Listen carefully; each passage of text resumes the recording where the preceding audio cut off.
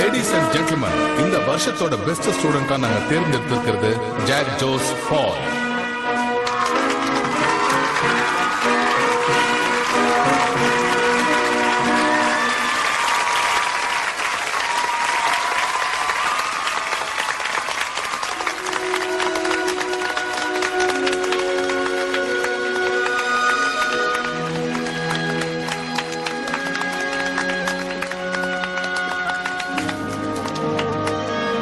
இவர்தான் என்னோட Aristotle.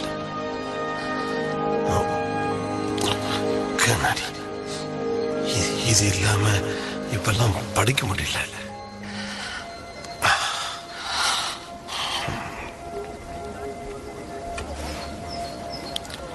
Come on மச்சி, பேசு.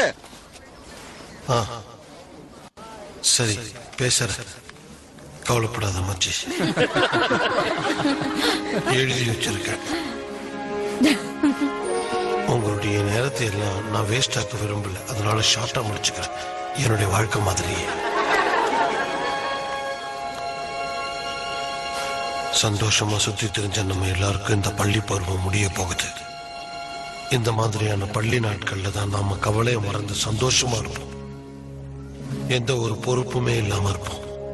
ஆனா வெளியில போனோன்னு எதிர்காலத்தை பத்தி யோசிக்க ஆரம்பிப்போம். அப்பதான் கவலையும் பட ஆரம்பிப்போம். இனி வாழ்க்கையில் என்ன பண்ண போறோம்னு யோசிப்போம்.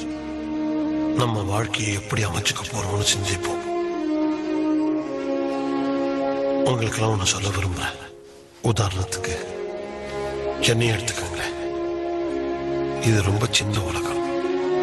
இந்த உலகத்துல கடைசி வரைக்கும் யாருமே நிரந்தரமா வாழ்ந்துட போறதில்லை. வாழ்க்கை வேகமா போயிடும். இதுல கவலைப்படுறதுக்கு அர்த்தமே இல்லை. வானத்தோட அழகை பார்த்து நம்ம ரசிக்கிறது இல்லை. ராத்திரியில நட்சத்திரங்கள் எவ்வளவு அழகா ஜொலிக்கும் தெரியுமா? பொதுவா வால் நட்சத்திரத்தை பார்த்து என்ன வேண்டிக்கிட்டாலும் அது அப்படியே நடக்கும்னு சொல்லுவாங்க.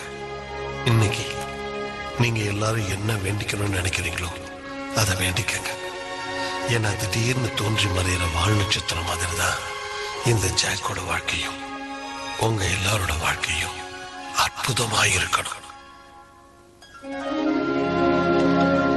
என் வாழ்க்கை அப்படித்தான் இருந்தது.